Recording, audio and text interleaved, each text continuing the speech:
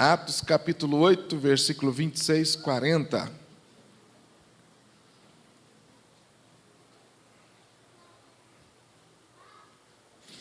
Eu não vou ler o texto todo novamente. Nós já lemos esse texto pelo menos 2 vezes. Então, à medida que nós formos expondo aí a mensagem e fazendo os destaques, nós vamos lendo o texto. Capítulo 8, versículo 26 ao versículo 40.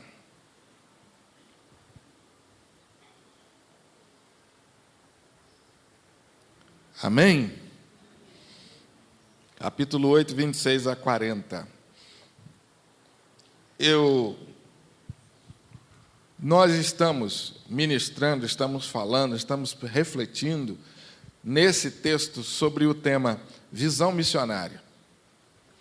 Quais os elementos que compõem a nossa visão missionária? Nós costumamos muito falar em visão missionária da igreja, às vezes pensando no coletivo. Eu tenho chamado os irmãos, a partir desse texto, nós fazemos uma reflexão pessoal. Eu tenho visão missionária? Qual é a minha visão missionária? O que significa essa visão missionária? O que a gente... Quando muitas vezes as pessoas falam aqui à frente, às vezes até missionários falam aqui, obreiros, a igreja precisa ter visão missionária. O crente precisa ter visão missionária, até porque quando falamos igreja ter visão missionária, nós estamos falando que nós precisamos ter visão missionária, porque a igreja somos nós, não é isso? Amém? Então, estamos refletindo sobre isso, visão missionária. Antes de entrar nesse texto propriamente dito, eu queria fazer um exercício rápido com você, começando em Atos, no capítulo 1. Você pode, por favor, folhear a sua Bíblia lá, depois você volta para o capítulo 8.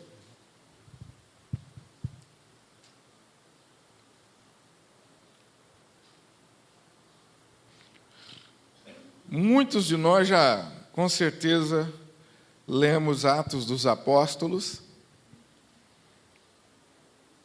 E eu não sei se você já parou para perceber a mensagem de Atos dos Apóstolos, capítulo 1, versículo 1.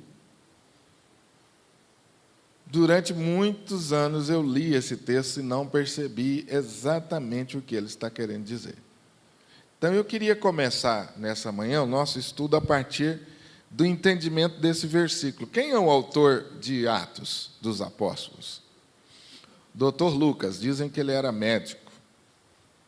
Ele diz os historiadores que ele cuidou do apóstolo Paulo, foi companheiro e também cuidou do apóstolo Paulo também. Lucas, por causa, dizem os estudiosos, que Lucas, por ser médico, ele era muito atento aos detalhes. O evangelho de Lucas é um evangelho que traz detalhes que os outros não trazem. Então, é muito interessante você, ao estudar Atos e Lucas, estar atento aos detalhes. Porque tudo que foi registrado ali foi registrado depois de pensar, depois de refletir. E como ele mesmo disse, depois de acurada investigação, ou seja, ele procurou as pessoas, ouviu as pessoas, mais de umas pessoas, para saber se aquele fato, de fato, correspondia à verdade. Então, o texto diz assim: escrevi o primeiro livro, ó Teófilo. Ninguém sabe ao certo quem é Teófilo. Os estudiosos se dividem aqui. Uns acham que esse é um personagem que, na verdade, não existiu. Teófilo, literalmente, significa filho de Deus. Então, há alguns estudiosos que chegam a afirmar isso. Mas isso não é o caso. O fato é que a palavra aqui é dirigida aos discípulos de Jesus. Escrevi o primeiro livro, ó Teófilo, relatando todas as coisas que Jesus começou a fazer e a ensinar. O primeiro livro que ele escreveu foi qual? Mateus, Marcos e Evangelho de Lucas. Então ele diz assim: eu escrevi o primeiro livro registrando que Jesus começou a fazer e a ensinar. Veja o detalhe: começou a fazer. Isto significa que houve continuidade, ele só começou. Então eu escrevi só o que ele começou a fazer. Mas e o resto? Né? E as outras coisas que ele fez? Então, aí entra Atos dos Apóstolos. Só que em Atos dos Apóstolos não aparece Jesus praticamente. Atos dos Apóstolos, o próprio nome já diz, é o registro dos Atos dos Apóstolos. Então, a ideia que está aqui clara, ela não é tão clara quando você faz uma leitura rápida, mas é uma ideia que está clara quando você faz um estudo mais profundo, é que Lucas está dizendo assim: olha, eu registrei em Lucas, no Evangelho, no meu primeiro livro, o que Jesus começou a fazer e ensinar. Agora, eu vou registrar aqui a continuação das obras de Jesus. O primeiro livro foi só o que ele começou a fazer e ensinar. Mas agora eu vou escrever o segundo livro, que é Atos, para mostrar para vocês a continuidade do que ele fez. Mas aí você pergunta: pastor, mas Jesus não aparece quase que nada no livro de Atos dos Apóstolos? Então, como que o segundo livro está dizendo das coisas que Jesus continuou a fazer? Você tem resposta para isso? Como que você entende isso? De que maneira Jesus continuou a fazer e a ensinar, mesmo não estando presente? Essa é a pergunta. Através dos apóstolos.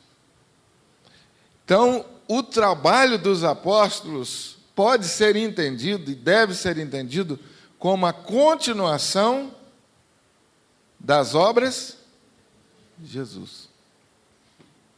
Depois dos apóstolos e dos primeiros discípulos, vieram quem? Quem é resultado disso? Nós, não é? Esse evangelho chegou até a mim e até a você. Por quê? Porque homens e mulheres continuaram a fazer o que Jesus fazia e ensinava. Então, já de início, Atos dos Apóstolos diz assim para mim e para você: eu e você fomos chamados por Deus para continuar a fazer e a ensinar o que Jesus fez. Já parou para pensar nisso? A gente fala uma coisa como essa num seminário de missões ou num congresso. Às vezes a gente nem para um pouco para refletir. Eu sou continuador das obras de Jesus. Já viu aquela corrida de bastão? É mais ou menos assim. Jesus passou o bastão para nós. Já parou para pensar? Aí, meu irmão, você quer fazer um estudo maravilhoso da Bíblia, sozinho? Você preste atenção, faça uma leitura do Novo Testamento, prestando bastante atenção, desde o momento em que Jesus chama os primeiros discípulos. Marcos capítulo 2, por exemplo, tem lá uma referência clara do chamado dos primeiros discípulos. E aí você observa como que Jesus tratou com eles, e você observa o que eles fizeram depois que Jesus subiu aos céus. Um estudo maravilhoso. Como que esses apóstolos, de fato, continuaram o que Jesus fez. Você vai ver, depois Jesus subiu aos céus, eles continuaram. Como, pastor, que eles continuaram, hein? E aqui cai por terra, quando a gente fala em visão missionária, cai por terra uma ideia que, infelizmente, e aí eu quero ser radical nesse sentido, de dizer que é uma ideia maligna, uma mentira grosseira, maligna, plantada pelo diabo na igreja. Numa determinada ocasião da nossa história, essa ideia ganhou muita força. Foi quando as pessoas acharam que essa obra que Jesus deixou para fazer, ela era para ser feita apenas por pessoas treinadas, capacitadas em seminários, em escolas teológicas. Era privilégio apenas de um grupo restrito da igreja que teve acesso à educação, à formação intelectual, em formação teológica. Um grupo que anteriormente na história era chamado de clero. Eles sim são os responsáveis, eles sim podem, eles sim são aqueles que Jesus chamou para continuar a obra dele. Eu não faço parte desse clero, desse grupo, porque eu não tive acesso a essa educação, eu não tive acesso a uma formação teológica, eu não fui para um seminário, eu não tive esse preparo intelectual. Durante um tempo da história, e essa foi a grande tacada do diabo, essa foi uma das, não foi só uma, no propósito de destruir a igreja, de embaraçar o caminho da igreja, porque no fundo o diabo sabe que ele não pode destruir a igreja, mas o que ele pode fazer para atrapalhar, ele faz, e essa foi uma grande tacada dele, foi convencer os crentes em Cristo Jesus de que eles não eram capazes de fazer a obra. E aí as pessoas começaram a se tornar na igreja assistentes. Mudou, assistentes de participantes para assistentes. De ministros passaram a ser simplesmente frequentadores de igreja ou pessoas arroladas no hall de membros de uma igreja. Entre aspas, religiosos. Ministro é aquele que fez o seminário e tem um diploma, é reconhecidamente um pastor, ou um reverendo, ou outra coisa qualquer. Aqui tem um título. Aí a gente se esquece de alguns textos da Bíblia, Vós sois raça, sacerdócio, nação, povo de propriedade, para anunciar as virtudes daquele que vos chamou das trevas para a luz. Essa palavra, quando Deus me trata como sacerdote, como ministro, como nação santa, Ele está dizendo para mim, filho, você é meu colaborador direto. Vocês são meus colaboradores. Isso não é privilégio de alguns. Isso não é privilégio de alguns. Eu, como pastor, percebo isso e procuro, às vezes, conversar com as pessoas sobre isso. Já contei algumas histórias interessantes aqui que eu vivenciei no meu ministério até hoje e continuo vivenciando. Com as pessoas que se despertam para isso. Eu sou continuador da obra de Jesus. Aonde eu estou, fazendo o que eu estou, ali eu sou o representante direto de Jesus. A Bíblia me chama de embaixador. O que eu falei para você no início aqui da minha fala, que cai por terra? Cai por terra a ideia de que eu não sou capaz, porque eu não fiz nenhuma escola aí. E eu pergunto a você, meu querido irmão, que escola Pedro fez? Que escola Tiago fez? Que escola João fez? Mateus talvez tenha feito alguma escola, porque ele era contador, era bom de matemática. Mas os outros, a Bíblia claramente diz que eram trabalhadores braçais. Pedro é o que mais se destaca, né? Mas todos ali eram pescadores. A Bíblia diz que Tiago era até um pescador assim bem-sucedido, porque ele tinha até empregados, provavelmente ele tinha uma pequena empresa de pesca, e a Bíblia diz que ele deixou tudo para seguir a Jesus. Mas o que eu estou querendo destacar aqui, irmãos, é essa reflexão que nós, como igreja, no século 21, precisamos fazer. Essa é a grande reflexão, é a reflexão que produz mudança, é a reflexão que traz reavivamento, é a reflexão que efetivamente eu creio que Deus quer que nós, como igreja, façamos. Eu sou ministro de Deus nesse mundo. Essa é a mensagem que o nosso irmão Filipe, aqui em Atos dos Apóstolos, capítulo 8, nos faz. Agora, antes de chegar lá em Atos 8, eu queria que você, ainda me acompanhando em Atos capítulo 1, você folheasse a sua Bíblia. Aí, depois do texto que eu li, capítulo 1, versículo 1, Jesus teve uma conversa com os discípulos, e Jesus diz a eles uma coisa fundamental, eu estou falando aqui de algo que é essencial nessa obra que os discípulos e os apóstolos deveriam fazer. Depois que Jesus estava conversando com eles, e o versículo 4 diz que Jesus estava comendo com eles, foi na hora lá de refeição, de bate-papo, de conversa.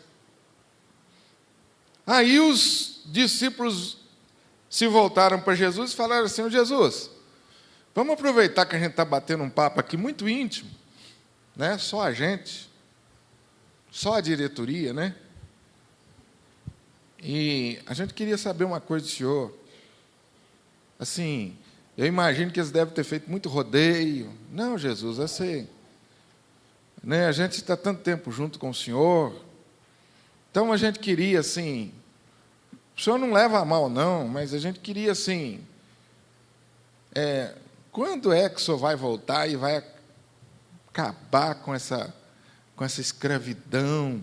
O senhor vai acabar com essa desmoralização que o nosso povo passa? Quando é, Jesus, então, que o senhor vai voltar trazendo espada em cima desse povo que fica humilhando a nossa nação e vai acabar com tudo isso e vai implantar o seu reino? Quando é, Jesus? Dá, assim, uma ideia para a gente. E aí Jesus olhou para eles assim, irmãos, esse momento foi um momento que eu queria e não queria estar ali, porque deve ter sido um puxão de orelha de um tamanho. Jesus olhou para eles e falou o quê?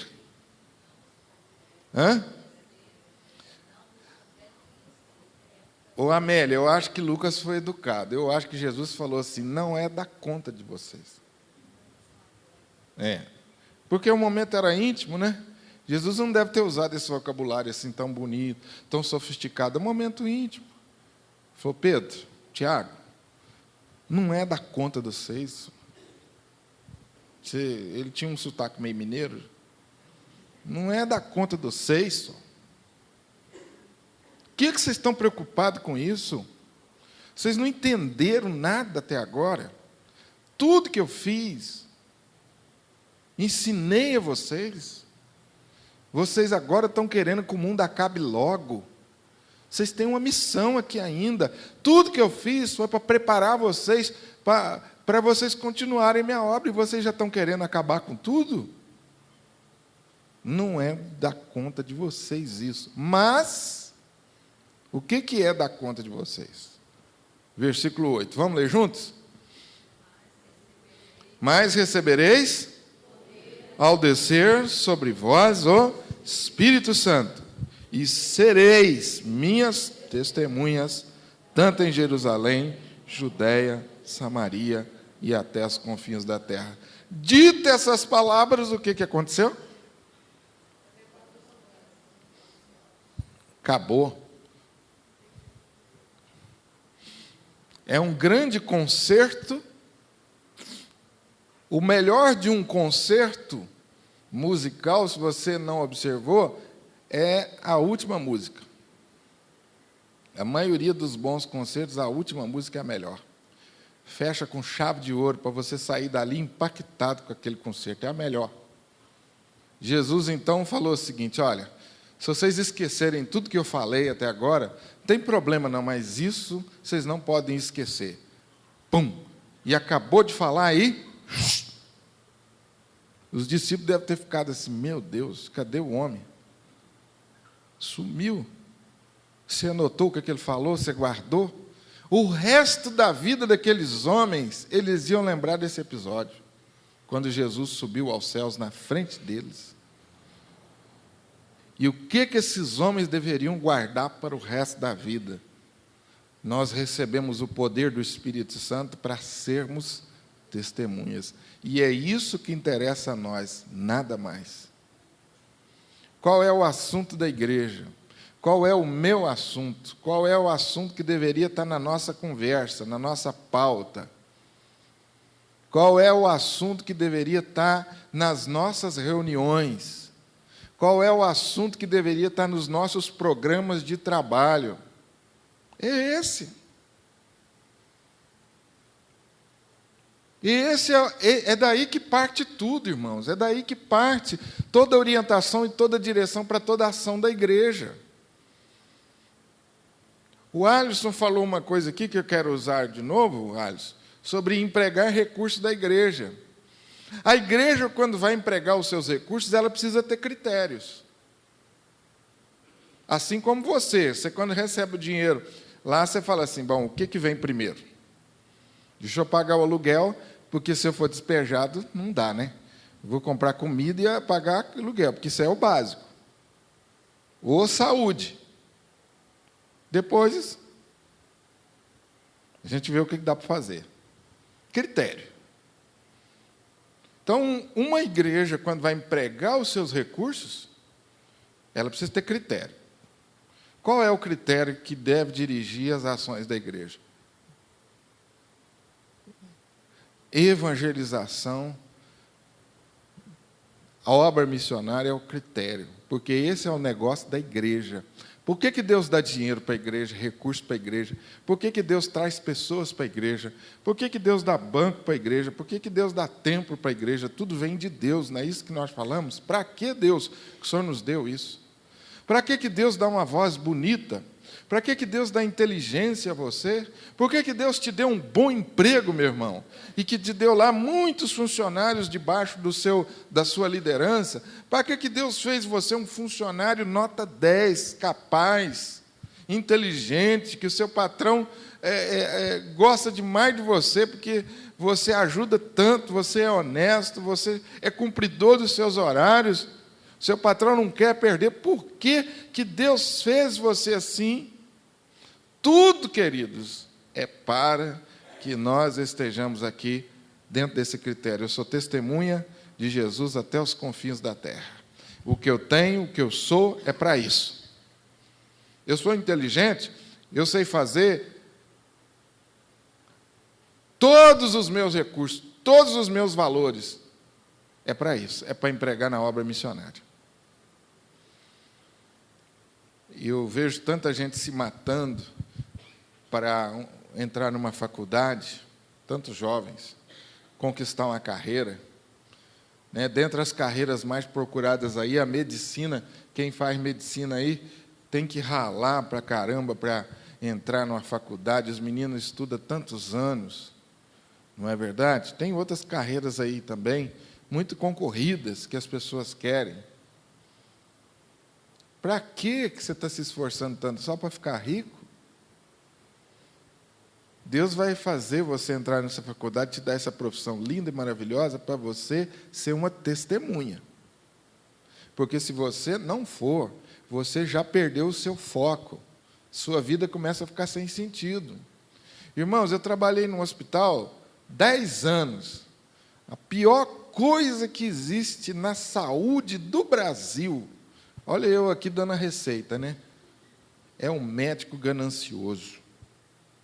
É a pior coisa que existe, é um médico ganancioso. E eu conversei com tantos médicos, e tenho hoje amigos meus lá no Espírito Santo, que a gente conversa até hoje pelo telefone. E eu vejo a tentação que é. Você já foi num bom médico, você sabe a bênção que é o bom médico. Então, quando um crente se torna um médico, o potencial que ele tem nas suas mãos para ser uma testemunha é uma coisa maravilhosa. Maravilhosa. E aí eu posso citar outros exemplos. Um juiz, um advogado, um engenheiro, um professor, uma professora. O potencial que você tem como testemunha é fantástico. Mas se você não tiver essa visão, você vai ali trabalhar todos os dias só para ficar rico. E aí a ganância toma conta do seu coração. A cobiça toma conta do seu coração e você se torna um animal. Um animal. Um homem dominado pela cobiça, ele se torna um animal. Ele é capaz de sacrificar a vida do outro. Vocês viram, irmãos, na televisão aí, os médicos que fizeram um dedo lá com a impressão digital, vocês viram lá? De que é aquele dedo lá que eles fizeram lá? Hã? Não, é um material lá, silicone. Para colocar lá, para registrar que ele estava no lugar e para ele ganhar o dinheiro. Eu estou citando exemplo de médico, mas tem exemplo para todo gosto. Do que o homem é capaz de fazer para ganhar dinheiro. Quer dizer, ele deixou de atender alguém. Ele não estava ali, gente morreu. Ele não está nem aí. Um político, um prefeito crente, um político crente de verdade, que maravilhoso que é para o país. Um presidente da República crente de verdade, que maravilhoso que é para o país.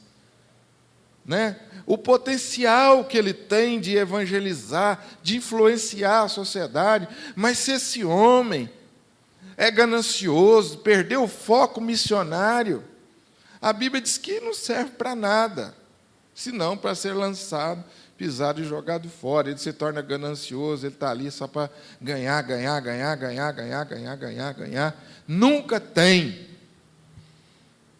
Para ajudar os outros, não tem esse espírito de serviço. Isso que eu estou falando para vocês, irmãos, vocês sabem, a mesma coisa que acontece com um crente quando ele perde a visão missionária, quando ele sai do foco, acontece com a igreja.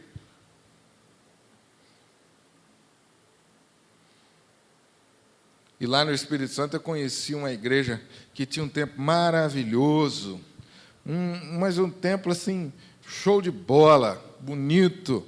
E aí, nos corredores lá, alguém me falou lá que ela tinha não sei quantos mil na poupança guardado. E eles não sabiam o que fazer com o dinheiro. Eu falei assim, perdeu o foco missionário. O que fazer com dinheiro? A igreja não sabe o que fazer com dinheiro? O dinheiro guardado na poupança lá, essa quantidade de dinheiro guardado na poupança, para quê? Eu não sou contra, não. Nosso conselho tem uma coisa chamada... como é que é, Jairo? Não, tem um nome. Conta de reserva, não, sumiu o nome. Não é contingência, mudou o nome. Quem falou aí? Obrigado, cara. Fundo de reserva. O presbítero Zé Mauro, que é administrador, corrigiu isso, não é fundo de contingência, fundo de reserva, de acordo com lá a administração fundo de reserva. O que é o fundo de reserva? Você guarda um dinheirinho para eventuais emergências. Uma porcentagem para eventuais emergências. Acabou. Não precisa mais guardar mais, porque aquele dinheiro é para ser usado na obra missionária, porque tem gente aos montes indo para o inferno, e para você ser missionário, evangelizar, você tem que ter dinheiro. Bíblia custa. Não é? Viajar custa, comer custa. Então, a obra missionária precisa de recursos financeiros. Então, a igreja não pode ficar guardando. Então, existem muitas igrejas que têm essa visão de ficar guardando e construindo aqueles templos caríssimos. Eu não tenho nada contra conforto de forma nenhuma, mas tudo tem uma medida. Tudo tem que ser feito com equilíbrio. Quando nós perdemos essa visão missionária, aí, meus irmãos, é complicado, viu? A gente começa a ter problema demais. A gente começa a olhar para a vida da gente e achar problema onde não tem. O problema da gente, que é de um tamanho, ele passa a ser muito maior, porque você fica olhando demais. Começa a olhar demais para o seu problema para você ver como é que ele cresce. Começa a falar demais do seu problema para você ver como é que ele cresce. Agora, se você começar a se dispor a ajudar os outros com problema, cada vez mais o seu problema vai diminuir.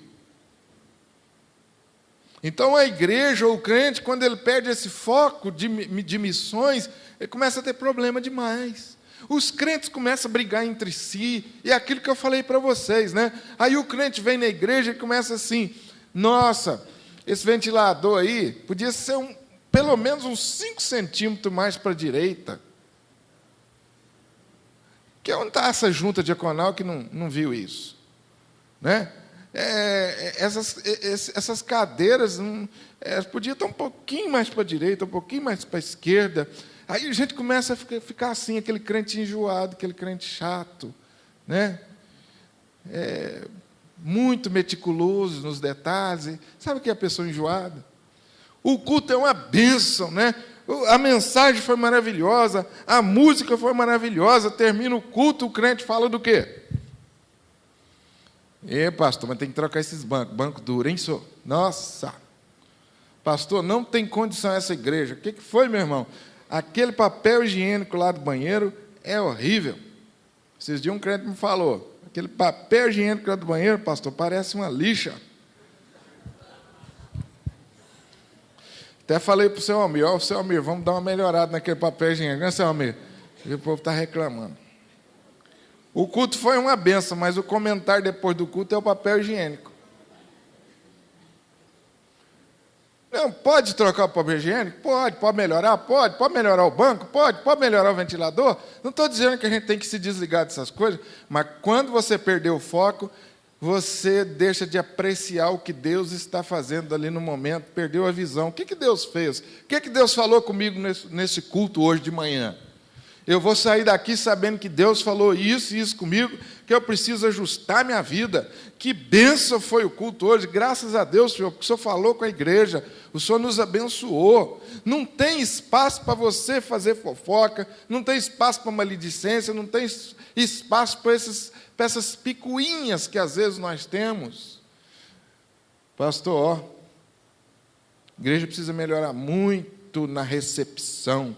Foi o que aconteceu mesmo? Não, entrei esses dias, fulano assim me olhou de lado, não falou nada comigo.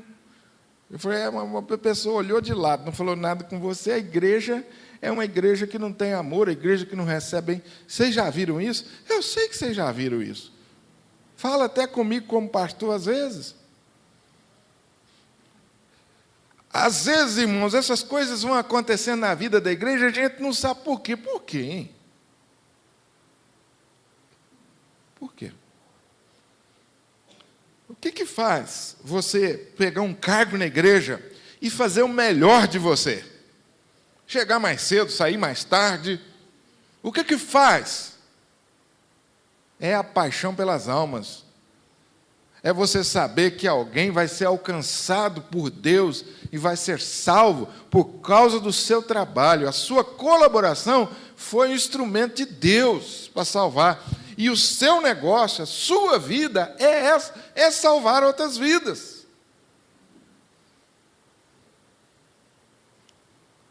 Nós temos recursos hoje fora de série. As pessoas, às vezes, passam 2 horas por dia na frente de um computador, fazendo publicações lá no tal do Facebook, que não leva a nada, gastando tempo, gastando energia, e não leva a nada aquelas publicações lá que fazem, que você não entende o que é isso, para que pôs, para que colocou isso? Às vezes se expõe colocando fotos sensuais no Facebook e tantas outras coisas, gastou tanto tempo para colocar aquela fotozinha ali, achar a melhor foto, fica ali na frente, e aí coloca uma expressão lá que não tem sentido, às vezes uma palavra torpe, e aí você pergunta, gente, podia estar colocando uma mensagem ali. Quantas pessoas não vão ler aquilo? Ah, não, pastor, mas texto bíblico não atrai as pessoas. Tem gente que tem coragem de falar isso. Ora, irmãos, se texto bíblico não... Então, aí, o que adianta, né? Quanto recurso que nós desperdiçamos, e-mails, os telefones modernos hoje, que coisa maravilhosa. Esses dias eu fiquei tão feliz, né? Eu estava, não lembro exatamente o dia, recebi uma mensagem do pastor lá no Canadá, pastor Jeremias. Estou orando por você, ore por mim, por favor, estou entrando num congresso de família. E naquele momento eu parei e chamei Jaqueline, vamos orar pelo pastor. Falei, olha que coisa bonita, o pastor está lá no Canadá, me passou uma mensagem em tempo real, está agora, ele vai começar a pregar. Estou orando por você, ore por mim. Olha que coisa bonita. Eu falei, nossa, amor, olha que coisa bacana, que mensagem gostosa. O pastor lá no Canadá lembrou da gente. Você já pensou o impacto disso na vida de alguém? Você pegar o seu celular, separar um tempo lá e mandar mensagens para as pessoas, você faz uma oração e manda mensagem para as pessoas, abençoando a vida deles. Não é gostoso isso? Mas não, a gente fica no celular, às vezes, falando coisa, gastando coisa que não precisa. Então, meus irmãos, por quê? Perdemos o foco, perdemos a visão missionária. São todas essas coisinhas bobas, né, que o pastor está falando aqui hoje, mas coisas bobas, mas que no final de contas pesa a caminhada da igreja, a igreja fica pesada, mas quando a igreja tem visão missionária, ela é leve, ela é flexível, ela age rápido. Eu fiquei muito feliz e quero agradecer a vocês, né? Eu falei com vocês aqui sobre os desabrigados lá no Espírito Santo, falei com o nosso conselho, a gente se mobilizou rápido. Na semana seguinte, o irmão já passou uma mensagem para mim, pastor, passa o número da conta que eu quero fazer um depósito. Que bênção, passou alguns dias, já estava o dinheiro lá na conta, que transformou em cesta básica e matou a fome de muita gente. A igreja tem que ser rápida nas suas decisões, ágeis, menos papel, mais amor, mais visão, agilidade. As coisas hoje são muito rápidas, né, irmãos? De um dia da noite para o dia cai uma enchente e destrói uma cidade, da noite para o dia. Chove a noite inteira, no outro dia a cidade está debaixo da água. Quer dizer, e a igreja? Vamos nos mobilizar? Vamos fazer alguma coisa? O missionário liga, dizendo, estou precisando de oração, estou precisando disso, daquilo. Às vezes a gente nem dá bola, não se mobiliza rapidamente para essas coisas. Então, irmãos, quando você ouve uma mensagem sobre visão missionária, a visão missionária, ela é fundamental para nós, porque essa é a nossa vida, e ela também é necessária porque ela nos livra do pecado, ela nos livra do erro. Quando eu tenho visão missionária, eu estou no centro da vontade de Deus. Vai ser mais difícil de pecar, vai ser mais difícil da minha mente se envolver com coisas pecaminosas, das minhas ações serem ações inúteis. Eu vou ser uma pessoa que vou aproveitar melhor o tempo. Que nós aprendemos aqui com Filipe. Primeira coisa que nós falamos aqui em Atos, capítulo 8, versículo 26, foi da motivação de Filipe. No versículo 4 ao versículo 8, Filipe estava na cidade de Samaria, pregando, as pessoas estavam se decidindo, se convertendo, espíritos imundos saindo, havia grande alegria naquela cidade, mas de repente o anjo do Senhor pega Filipe e leva para outro lugar. Tudo muito bom, mas você não pode se esquecer que Filipe estava no meio de uma perseguição, a igreja estava no meio da perseguição. A igreja aqui estava sendo perseguida e havia sido dispersa. Ser cristão ou proclamar a fé em Jesus significava morte. Então a igreja estava debaixo de grande ameaça. No capítulo 7 você vai ver a morte de Estevão. O clima era um clima pesado. Filipe tinha todas as razões para ficar dentro de casa. Mas não, esse homem estava muito motivado a sair e a colocar a sua vida em risco por amor ao Evangelho. Qual era a motivação de Filipe? Qual é a minha motivação e a sua? Às vezes nós nos desanimamos porque as coisas não estão bem, as circunstâncias não são muito boas. Às vezes a gente fala assim, pastor, estou meio parado, que a coisa não está boa, eu preciso resolver um pouco dos meus problemas para depois eu me envolver mais com a igreja. Você nunca vai se envolver com a igreja se você esperar acabar seus problemas. É com o problema que Deus quer que você sirva a Ele. Nunca vai chegar esse momento, meus irmãos. Se você não tem problema, cuidado, porque você já morreu. Então, já tem alguma coisa, você já morreu. Todo mundo que está vivo tem problema. Então, isso faz parte da nossa vida. Agora, em meio aos problemas e às adversidades e às circunstâncias, eu posso continuar motivado. Eu posso me superar, desde que eu entenda, esteja vivo na minha mente, no coração, que Jesus deu a vida por mim. Ele deu a vida por mim. É por isso que eu vou evangelizar de qualquer maneira, por isso que o meu foco é missões. Foi porque Deus deu a vida por mim. Quem eu era? Quem eu era se não fosse Jesus? Onde eu estaria? Como estaria minha vida familiar se não fosse Jesus? Né? Muitos de nós aqui tivemos uma vida, antes de nos convertermos, tão pesada, tão difícil. Imagine se não fosse Jesus. Então, a nossa motivação para a obra missionária não são as circunstâncias. Não é porque a minha família apoia, não é porque a minha igreja é isso ou aquilo, mas não, é porque eu tenho Cristo no meu coração e eu entendi que ser salvo implica em ser missionário. Ser salvo implica em ser missionário. Eu sou salvo por Jesus. Amém, irmão. Então agora você é missionário.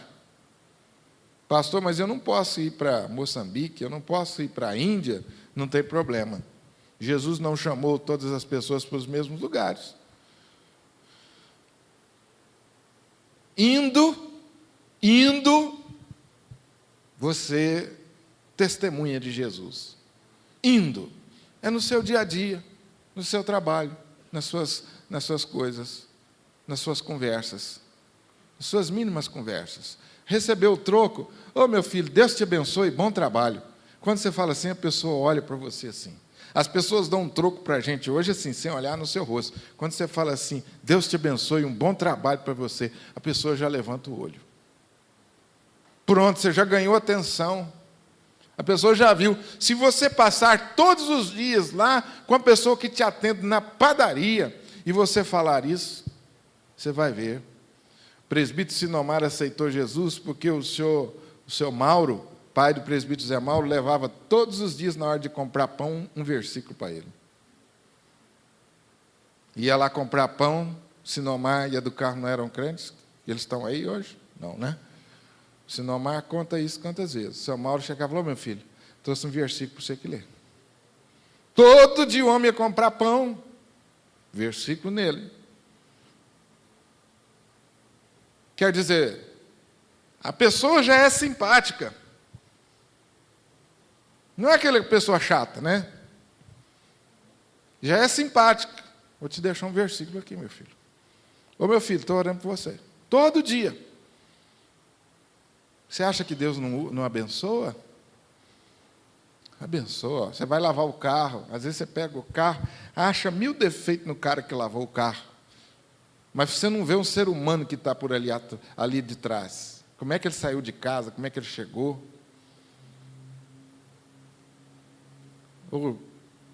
Deus te abençoe pelo seu trabalho, viu? Aqui, tem um folheto da minha igreja, aqui no carro. Eu queria deixar com você. Olha, que você tiver um tempinho, você lê. Obrigado. Aqui tem um CD, R$10 um CD. Está aqui um CD, ouve? Semana que vem você leva o carro de novo. Você vai ver como é que ele vai até lavar seu carro melhor. Ou aquele cara lá é diferente. E aí, tudo bem? Tudo bem. E aí, leu o folheto? Aqui, eu trouxe outro para você. Capaz dele ter embolado aquele jogado fora. Você dá outro. Uma hora ele vai ler aquele folheto, viu? E uma hora ele vai falar assim, o senhor é de qual igreja? Será que o senhor podia orar por mim? Ai, o que está acontecendo, rapaz? O que foi? Eu posso ir? Não, é porque eu estou com um problema assim. Pronto. A porta já está escancarada para você falar de Jesus. Como que começou? Só com um gesto de bondade.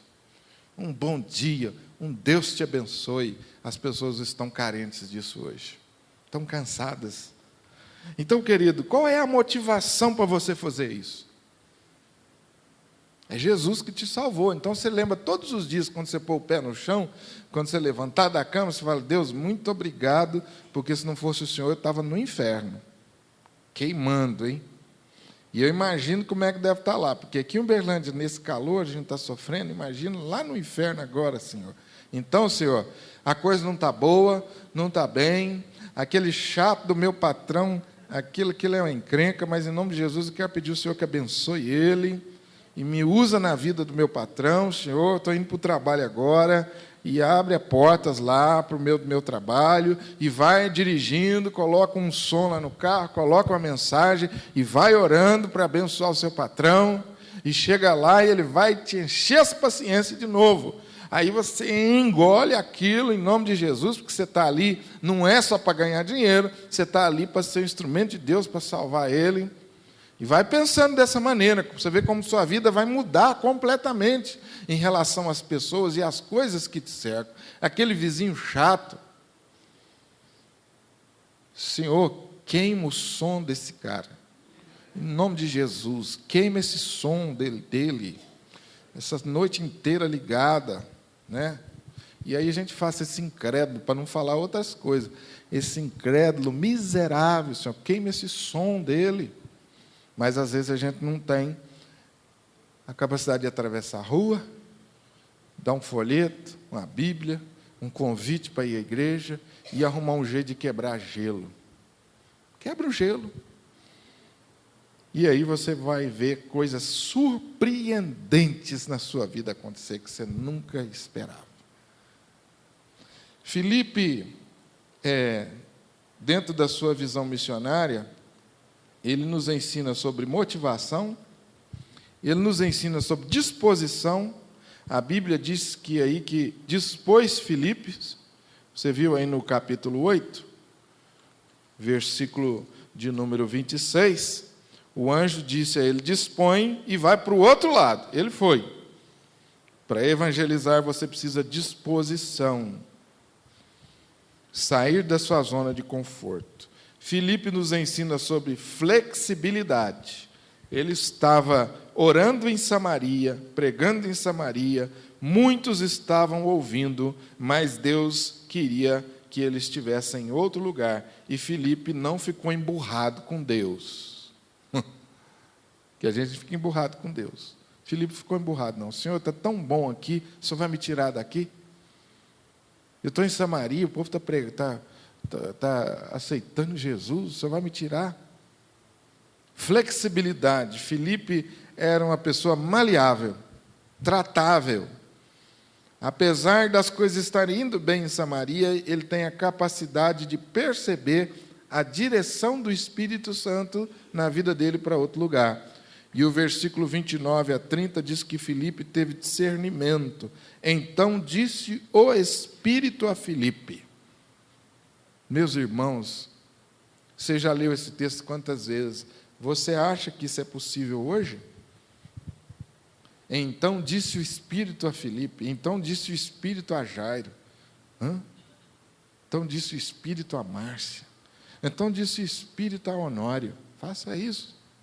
Qual foi a última vez que você viu claramente o Espírito dizendo, faça isso? Por que será, irmãos? De onde vem essa capacidade de Filipe de ouvir, de discernir a voz de Deus? Você acha que isso é um dom? Disse o Espírito a Filipe, é um dom? Só algumas pessoas são capazes de chegar nesse nível? O que vocês acham? Será, Cleosmar, que isso é só para aqueles homens de Deus lá? Hoje, a gente comedor de feijão, será que tem condição de? Por que será mais? Por que será que Filipe foi capaz de ouvir isso? O que Filipe fazia que a gente não faz? Por que, lindo, será? Será que nós podemos chegar nesse ponto? Ou isso é dom? Não, isso é dom, pastor. Só algumas pessoas que foram presenteadas com esse negócio de ter essa percepção. E disse o Espírito a Filipe. Só dispor. Pois não. Estar sempre conectados com Deus, com comunhão. Não tenha a menor dúvida, não é dom. Essa experiência de Filipe não é um dom. Agora, quem tem, a Amélia usou uma expressão moderna, conexão, conectado. Se você estiver diariamente ligado em Jesus, tem uma vida de oração, você vai ouvir o Espírito claramente dizendo a você.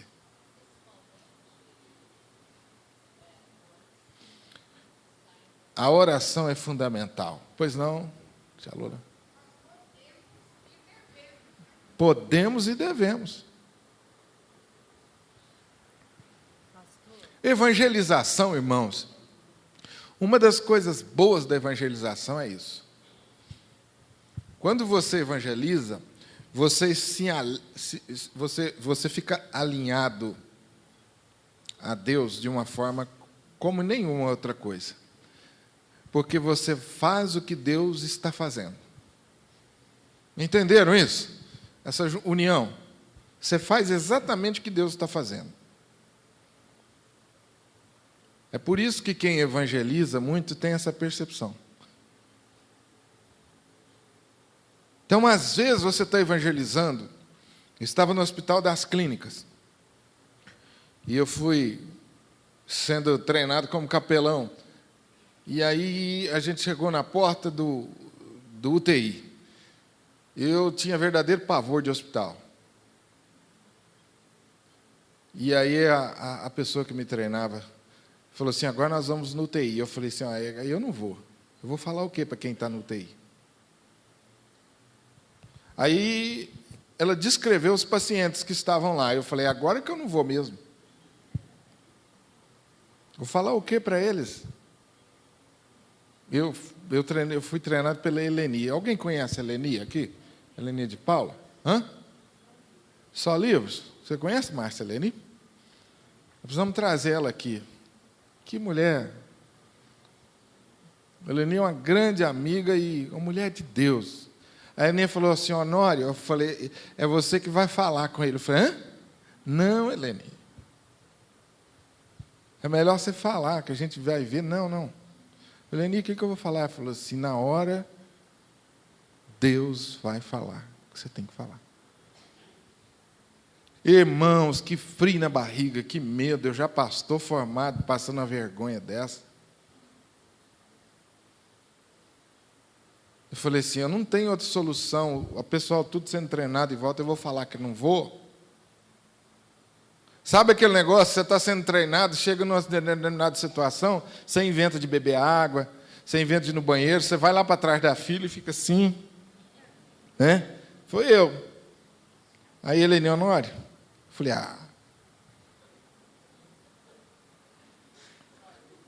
já me descobriram aqui, né?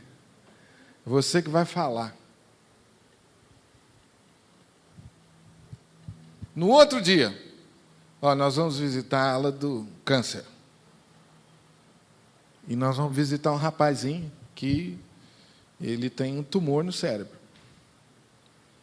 E já faz alguns dias que ele não conversa com ninguém, não come, não dá um sorriso, a mãe dele está muito abatida. Nós vamos lá.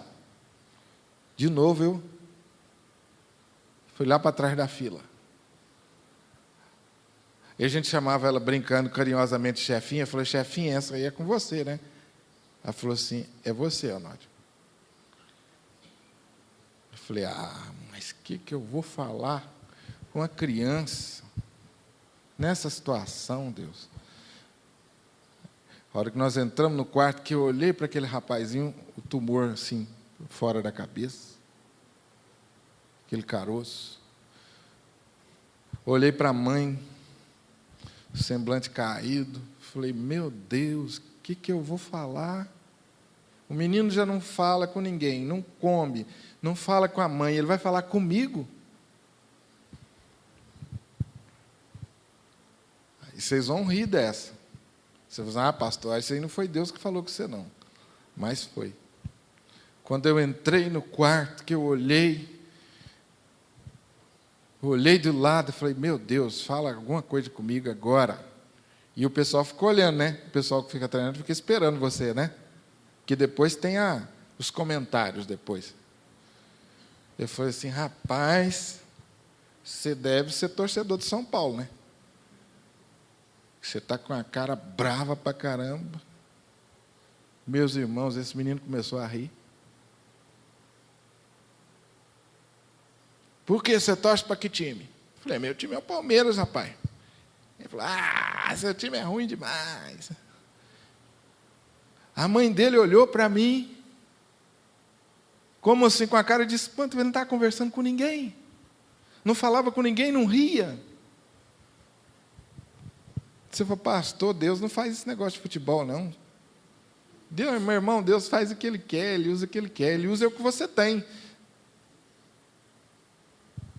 A maioria dos paulistas só conversa nisso. Uma criança. A partir daquele momento, a Eleni olhou para mim, como se diz assim, vai que é sua. E aí, gente, no outro dia, fomos lá de novo, a mãe dele, olha, eu quero agradecer tanto a vocês. O fulano voltou a comer, está rindo. Cadê aquele rapaz que esteve aqui ontem? Fala para ele vir de novo. Aí eu fui lá várias vezes. Sou eu. Aí isso que é diferente. Aí depois nós fomos evangelizar um rapaz que tinha colocado fogo no corpo, porque descobriu que estava com AIDS. Aí ele colocou fogo no corpo todo. Ele estava enfaixado dos pés à cabeça, assim, deixou uma coisinha para o olho e para a boca. E assim, via a infecção saindo para fora aqui na faixa aqui.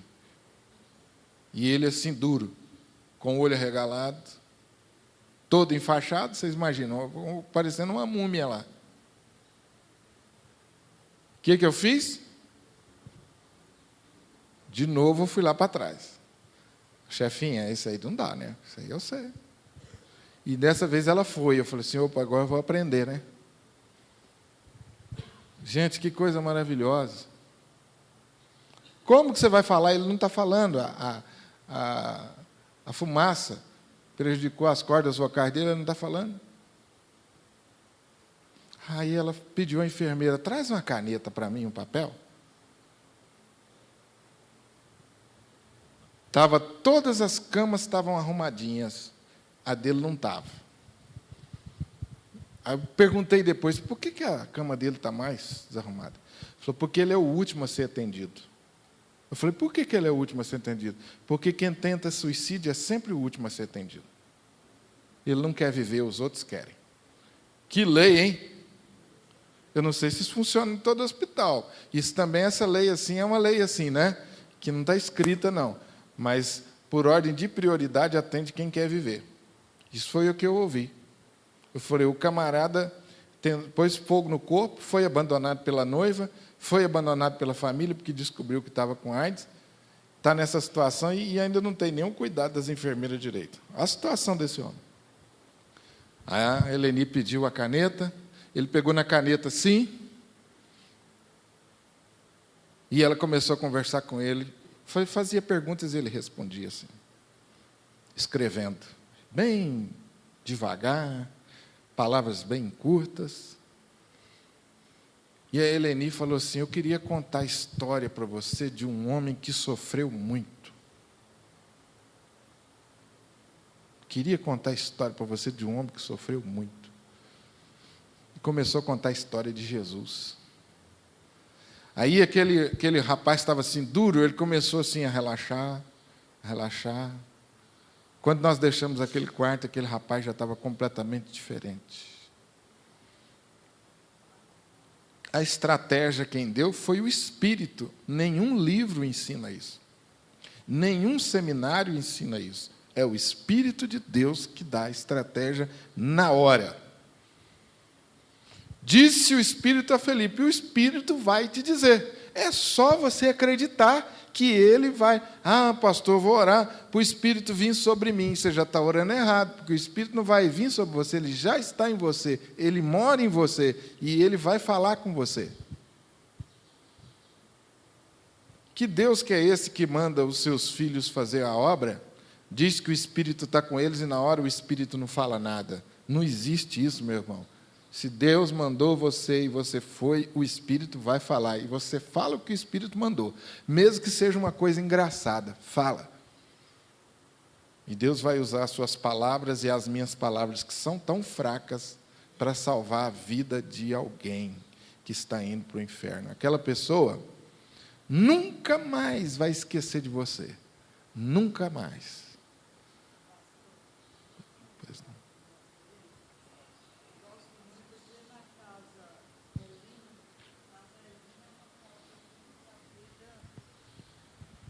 A Casa Elim é uma casa que abriga idosos. E lá tem uma senhora, eu gosto de conversar com todos, abraçar todas, rir, fazer eles rir, falar de Jesus. E tem uma senhora lá que ela não manifesta assim, que está entendendo, que não está entendendo. Ela fica só dura assim para trás, com o olho aberto assim. E a gente não sabe se está entendendo. Até há pouco tempo eu pensava que ela não estava nem ouvindo o que eu estava falando. Essa semana eu cheguei lá, mas eu sempre converso com ela, mesmo que não tenha nenhuma resposta, ela toda entubada. Cheguei lá e falei, mas como você está com a pele bonita? E fui passando a mão no cabelo dela, olhando. Quem fez sua sobrancelha? Deixa eu ver sua unha, porque elas lá são muito bem cuidadas, a unha arrumada.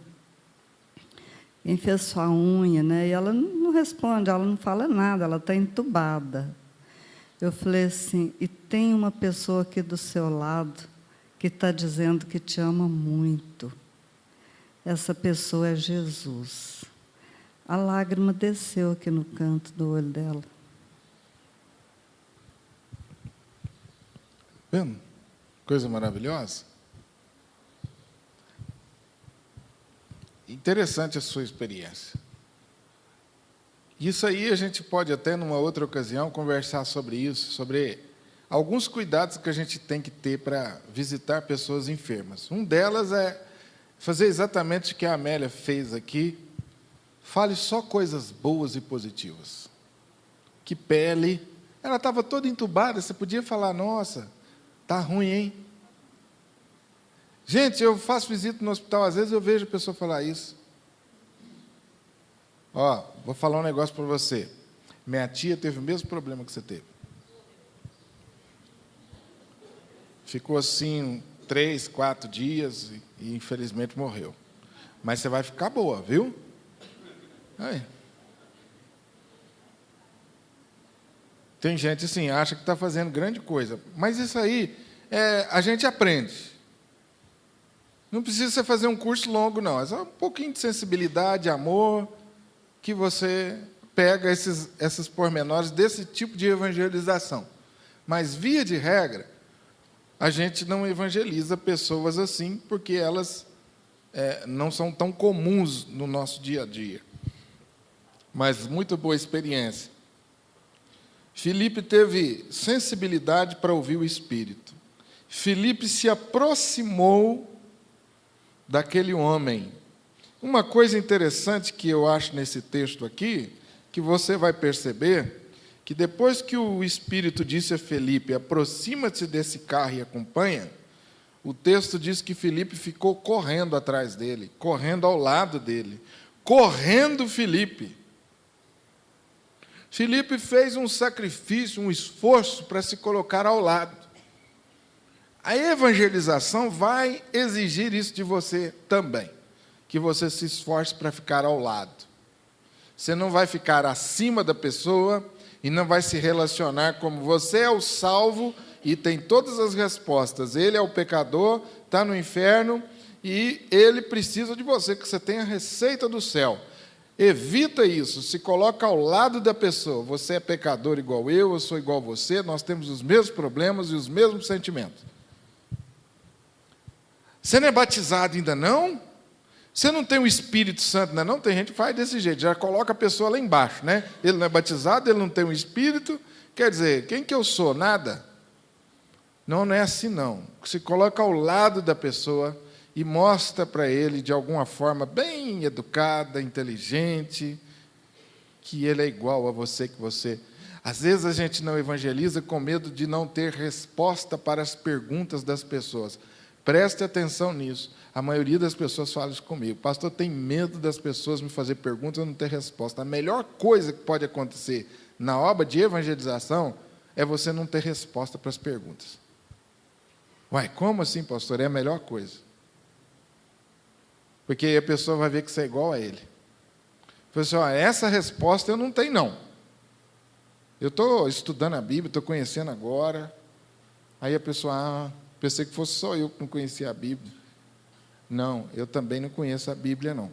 Eu vou anotar aqui, vou pesquisar, vou perguntar ao pastor, perguntar ao fulano, e eu te trago essa resposta. Mas eu queria falar de você sobre a minha experiência.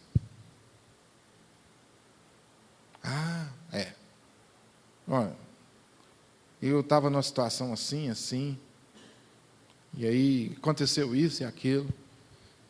Aí eu abri meu coração para Jesus, convidei Jesus para entrar na minha vida. Rapaz, minha vida começou a mudar.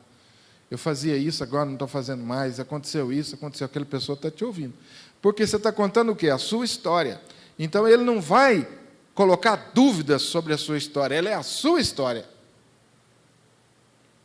Jesus chamou você para ser testemunha. É para você contar o que aconteceu com você, o que está acontecendo com você. Ele não te chamou para ser advogado, para você ficar defendendo ele. Não, é porque Gênesis diz lá isso e aquilo. Falou, essa resposta aí eu não tenho, não. Mas deixa eu te falar uma coisa. Depois que eu comecei a servir a Jesus e orar, minha vida mudou. E aí você parte, a pessoa começa se você não se importar, eu queria orar com você. É o primeiro contato. Não, eu quero mesmo, ora por mim, eu estou precisando. Rapaz, eu não sabia que você tinha passado por isso. Não, passei. E às vezes você vai contar um problema muito mais grave do que o dele. E aí você já criou uma conexão. Ele já está aberto para você. E aí você vai dando os passos seguintes. Talvez seja preciso uma visita, um telefonema, talvez seja preciso uma visita, mas o que custa para você uma visita só? Uma visita, que você vai incluir na sua agenda. Se ele te der abertura. Ou você podia ir lá na minha casa orar comigo, com a minha família. Que dia que você quer que eu vou? Aniversário, você é convidado para tanto aniversário de pessoas não crentes, chega para o dono da festa, o que já te conhece, que confia em você. Talvez você viu os meninos dele crescer, chama de você de tia, fala assim: você se importa de eu fazer uma oração? Ah, claro que não, por favor. Você aproveita e cita uns 2 versículos bíblicos antes e faz uma oração.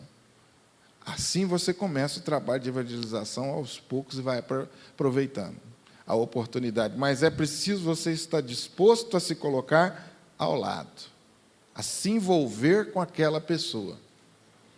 Pastor, já sou tão cheio de problema, ainda tem que ficar ouvindo o problema dos outros? Evangelização é assim mesmo. Você tem que estar disposto a ouvir um pouco o problema dos outros. Pois não. De evangelização lá.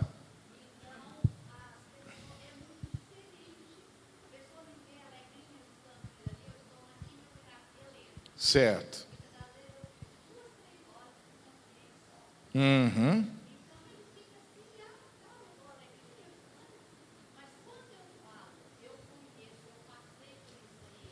Uhum. Sem dúvida.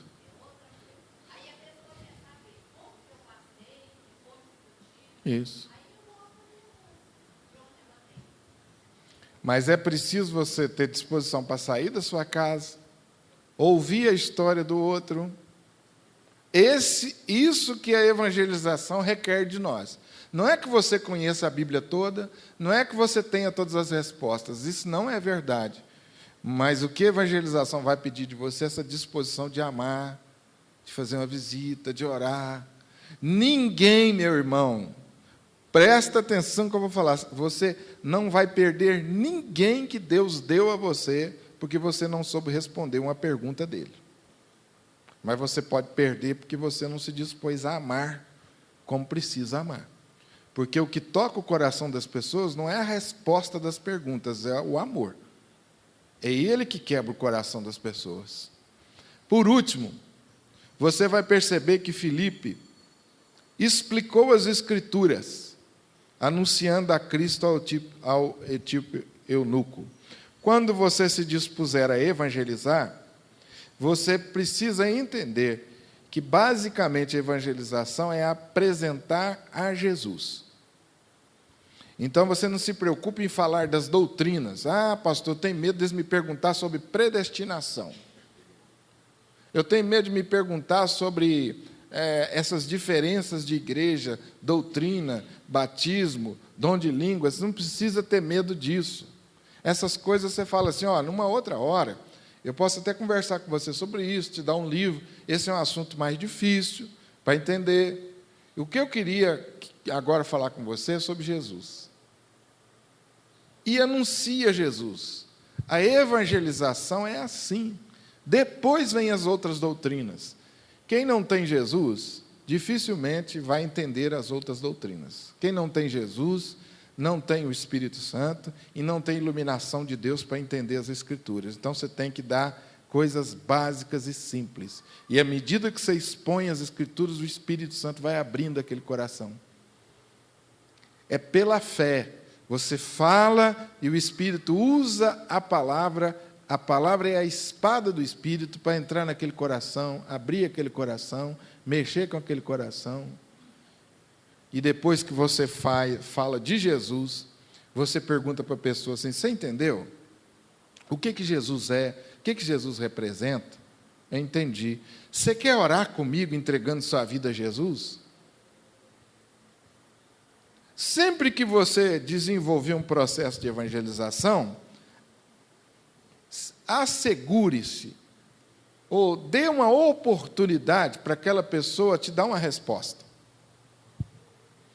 Eu gosto muito da pergunta que eu aprendi no evangelismo, no método de evangelismo explosivo, que diz assim, isso faz sentido para você?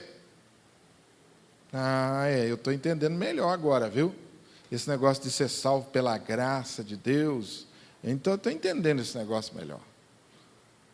Eu posso orar com você? Você quer receber Jesus? Mas eu posso? Pode. Através de uma oração você pode receber Jesus. Aí você ora com ele assim, eu recebo Jesus como meu único e suficiente Salvador. Senhor, perdoa os meus pecados. Essa oração, gente, que a gente faz com criança. Ele é criança na fé. Então, você começa o evangelismo assim, buscando um relacionamento, não é simplesmente olhando para a pessoa e dizendo assim, isso aí, eu já estou até vendo ele lá dentro da minha igreja. Não, não começa assim, não. Eu já estou até vendo ele como meu amigo. Estou até vendo ele como meu amigo. E você se aproxima, fica ao lado, talvez isso vai envolver alguns dias, algumas semanas, talvez vai envolver meses, mas você vai observando o processo, você vai acompanhando o amadurecimento dele, e vai chegar uma hora que você vai colher aquela vida como a gente colhe uma fruta, sem força, você vai só colocar a mão por baixo e vai cair aquela fruta na sua mão, porque o Espírito foi amadurecendo, foi quebrando a pessoa, as resistências, o seu amor foi abrindo o caminho para que a palavra de Deus chegue àquele coração e produza transformação. Tão interessante com Filipe, é que Filipe se mobilizou, se dispôs, teve o discernimento do Espírito, e Filipe foi até o final, quando Filipe batizou aquele homem, depois de ter apresentado as Escrituras Sagradas. Você vai um dia trazer essa pessoa aqui na igreja e o pastor vai ter o privilégio de batizar. Você vai vir junto com ele, aqui à frente, trazendo ele aqui para o pastor batizar. Porque no final da evangelização, você vai dizer para ele, você precisa de uma igreja. Aí você compartilha, a igreja é bom, a igreja é isso, a igreja é aquilo, você precisa de uma igreja. Eu quero ir na sua, então vamos. Chegou, você põe ele do seu lado. Quanto que demora esse processo? Às vezes 1 mês, às vezes 6 meses, às vezes 1 ano. Mas você já pensou, se você se dispõe a evangelizar alguém, e durante 1 ano você faz esse trabalho, e no final do ano, você apresenta aquela vida a Jesus, você já pensou no resultado final de 1 ano? Você já parou para pensar? E eu pergunto a vocês, será que isso é uma coisa muito complicada, difícil, pastor? Se a gente mudar a cabeça da gente, a visão da gente, eu tenho certeza que você consegue, que nós conseguimos, no final de 1 ano, pelo menos alguém. Você vai mudar a sua oração. Deus, esse ano de 2014, eu quero levar alguém a Jesus. Essa é a oração que Deus quer ouvir. Deus, esse ano eu quero levar alguém a Jesus. Me mostra alguém. Me mostra alguém. Fica com seus olhos abertos, com seus sensores espirituais ligados, porque Deus vai apontar a pessoa. E aí você vai desenvolver estratégia de aproximação, de acompanhamento, levando finalmente aquela pessoa a aceitar Jesus como Salvador. 1 ano. Pode ser que você tenha a alegria de fazer isso em menos de 1 ano. Pois não. Discipular de uma família, 6 meses. Surdo e mudo. Quando nós terminamos a penúltima aula, que nós oramos por eles, apresentando A Jesus. eles responderam que o filho deles aceitava Jesus. 6 meses. O Jairo está contando a experiência de discipular uma família de surdos e mudos, e no final de 6 meses, eles responderam através do filho, que entendia a linguagem de sinais, que aceitavam Jesus como Salvador. Eu tenho no escritório da igreja material à vontade de discipulado. Eu gosto muito de evangelizar assim. Posso estudar a Bíblia com você? Claro, você faria isso? Faço. 1 vez por semana, 1 hora. Aí eu pego o material e vou fazendo as lições. Todas as lições são programadas para você, no final, apresentar Jesus à pessoa. No final, na última lição, tem aquele momento em que você fala da igreja e convida a pessoa a entregar a vida a Jesus. Isso é um processo. Pois não, Lina? Pastor, uma experiência que eu e meu esposo e os filhos tivemos em Goiânia, no período que eu estive lá. Nós trabalhamos com o banco Cicobi quase 1 ano. Cicobi? Aham. E todas as sextas-feiras, 8 da manhã, eles colocavam a cadeira em roda e a gente tinha um período para ler a palavra e cantar canto. Certo. Quando precisamos retornar, eu pensei, Senhor, e a gente convidava o pessoal para a igreja,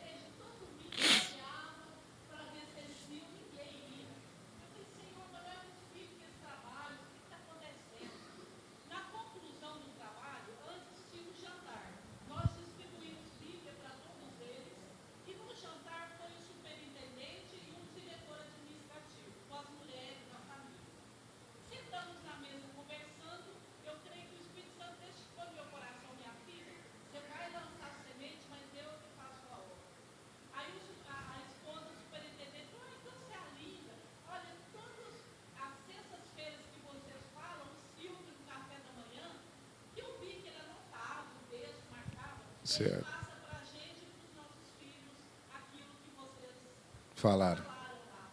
Então, o Senhor me ensinou que eu não tenho que preocupar se eu chamo a pessoa para vir ela do bem. Certo. Eu tenho que fazer a minha parte plantar Sem dúvida. a semente. Se você tivesse lá, você poderia continuar isso. Como você não estava, Deus vai honrar o que você fez. E outro provavelmente vai colher. Se você quiser aprender esse método de evangelizar através do discipulado, com material, eu queria que você me desse o nome depois, e nós vamos marcar um horário para mim apresentar esse método a vocês e fazer junto esse método com vocês. Tá? Estou falando muito sobre evangelização nesses domingos. Talvez Deus falou ao seu coração, eu preciso levar alguém a Jesus. Como que eu vou fazer? Então, a gente pode fazer aqui uma turma durante a semana, talvez no domingo, antes da classe de novos membros começar, eu posso mostrar o material para vocês e ajudar você nas primeiras lições e te dar algumas dicas de como você vai fazer esse método de discipulado. Eu gosto muito desse método, porque esse método leva você a criar relacionamento. E o que segura uma pessoa na igreja, o que toca o coração de uma pessoa é o relacionamento. A evangelização instantânea é boa, funciona, mas não é o melhor método. O melhor método é aquele que a pessoa vai olhando para você, convivendo com você, vai vendo a sua vida e vai sendo tocada pelo Espírito Santo de Deus. Então, se vocês quiserem, depois eu queria que vocês, durante a semana, podem ligar aqui para a igreja. Depois do culto, você me dá o nome, eu vou anotar o seu nome, depois nós vamos fazer uma classe, eu vou mostrar o material para você, a igreja vai dar o material, você não vai precisar nem comprar, é um livreto muito bonito, algumas pessoas já estão usando, para ajudar você na evangelização, que é um guia, primeira lição, segunda, você faz com a pessoa 1 hora por semana, e você vai se oferecer para ir na casa dele, se ele quiser, se não quiser, vai na sua, se não quiser, vem aqui para a igreja. Se não tiver lugar nenhum, você marca aqui para a igreja. A nossa irmã Belosi discipula aqui na igreja. Acho que a Albany também, né, Albany? Você atende só. Vocês fazem juntos. Ok. Então, se quiser fazer aqui na igreja, a gente abre a igreja durante o horário aqui e faz. Eu queria terminar essa série de estudos com vocês, dando a você essa oportunidade. Se você quiser ir além, talvez você já tenha o seu método, já sabe como fazer, tudo bem. Continue fazendo. Mas se você quiser evangelizar através desse discipulado, a gente faz aí uns 2 ou 3 domingos só, e eu vou passar o material para você, para ajudar você a levar alguém a Jesus, e você ter a sua visão missionária. Quando um pastor vier aqui falar de novo, falou assim, nós precisamos ter visão missionária, você vai falar assim, essa aí eu já peguei, pastor. Minha visão missionária já está tranquila para mim, eu já sei o que eu sou, já tenho as minhas estratégias, eu já sei como levar alguém a Cristo. E isso eu posso ajudar você. Dá o nome, depois a gente faz. Você não vai ter que fazer compromisso. Eu tenho que fazer isso. Não, se o Espírito de Deus falou ao seu coração sobre isso, então ouça o Espírito, Ele quer te usar. Então, não seja medroso com isso. Dê o passo seguinte. E depois você vai ver Deus te usando poderosamente para a glória dele.